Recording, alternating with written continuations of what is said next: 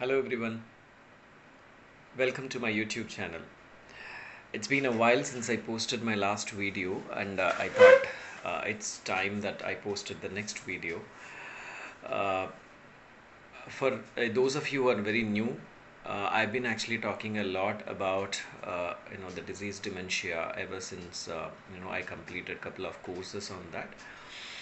The intention with which I started this YouTube channel is to basically spread the awareness about this disease, because when I when my mother was diagnosed with this dementia, I basically struggled a lot to find support and provide her with adequate care that actually was required at that time.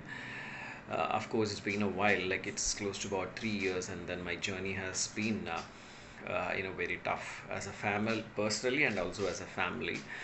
But of course, now that we've kind of found some support, and with that knowledge that I have, and the kind of support that we found, we are able to provide her to an extent possible with the support that she requires. But it's not easy to be a caretaker, especially for someone who's been suffering from dementia, and especially when you know that the person has actually lived independently for several years, and especially if it's someone like your mother or your father, or someone who's your loved one, or anyone for that matter in your family. When you see them suffering in front of you, losing the ability to do the everyday work, and losing the ability to function on their own, and then solely depend on you or someone else in the house, then it's not easy. It's been a tough journey, and I look forward to uh, you know having a very strong mind to face the future. um, I am not going to take too much of your time today, because it's important for us to know the difference between what it means to have normal aging, and what it means to have dementia. But before that, I just wanted to emphasize a bit through this video that um, when when we as a family, when we got to know that my mother was actually suffering from dementia, uh, we were really shocked, because we never anticipated that in our family. But that's what happens to most of us. We always live in a denial mode. We always don't feel that I really need to know, because no one in my family is affected. It's not going to affect me, and things like that. But looking at the number of cases, that are being, uh, you know, uh, that were being shared, and the numbers, that are getting risen every year, every day, and every month, it is important for us to know, because the knowledge that you possess may help someone, if not you, at least someone. So definitely subscribe to my YouTube channel, and then watch as many videos as possible, and also please spread this message to as many people as possible. Now I'll just take a few minutes of your time, and then share quickly some of the differences between normal aging and dementia. First of all, there is absolutely no a standard operating procedure or standard diagnosis that's available that tells you that a person is actually affected with dementia. What you see as a very normal function, for example, when you age, like you become fragile, you become weak physically, those are all signs of normal aging.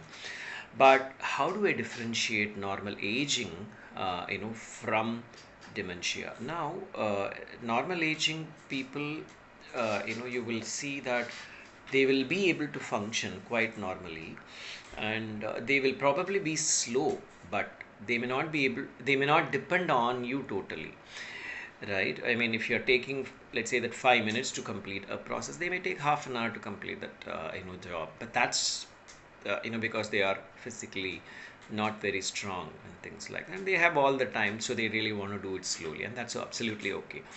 Whereas when a person is affected with dementia, you basically don't see those changes suddenly. The symptoms actually show and then take a long period of time for you to actually see those changes, and those changes are so obvious, in the sense that you wouldn't have actually seen this person like this. Like, for example, the person has forgotten the names of people, the person forgot where he or she kept certain things in the house, and is confused about the processes, is expressing a lot of concern about unable to perform their everyday job and things like that. So that actually is a symptom of dementia. Now, even there, you are not able to go to conclude, because there are a few diseases, that actually look like dementia. Some of them are delirium. There is one, disease that is very common, that actually looks very common, like dementia is delirium. Now, delirium is usually a sudden change in the condition, of the human mind. Now, it is, the people say that it is actually triggered, usually triggered because of dehydration, and sometimes even drug withdrawal. You've been taking some drug for a period of time, and if you've stopped taking it, because of that, there is a possibility of you developing delirium. Now, they also say that delirium can also last for a couple of days and sometimes to a couple of months, but after that, it may not last. But the signs that the person shows will look very similar to dementia, but it is not dementia. And the person's alertness, particularly with respect to responding to situations, may get affected. So that's something that you see in delirium. Now, there is another thing which we call it as depression. Now, depression is also a sign that a person who is affected with dementia shows, but that has got nothing to do with concluding that the person is actually suffering from dementia. Now, depression actually develops much faster than dementia, right? You will see that there is the person probably sobs a lot, and then expresses a lot of concern, uses words that require sympathy, and things like that. Somebody who feels a bit left out and needs a shoulder to cry on, and need someone to talk to, and things like that. Now, there are memory lapses, which you will see in dementia as well, when you have dementia, but those are just, a phase basically. Whereas in dementia, it is not a phase, it is basically an impact that's going to continue for the remaining part of the life. There is a memory lapse in dementia as well. Now, that's going to continue for the remaining part of the life. So that's the difference that you will really need to understand between dementia and depression. Now, there is also an intense depressed mood that you will see in dementia, as well as the person who is affected with depression. But depression, if you counsel and if they take quite a few psychiatric medicine, it will probably help them to calm down. But dementia doesn't work that way. And the recurrent thoughts of death or suicide, affects the person who is affected with depression, but that doesn't normally exhibited by a person who is suffering from dementia. Now, dementia also occurs gradually and spreads to the different executive functions of the brain, and it takes over the entire brain and the body one after the other.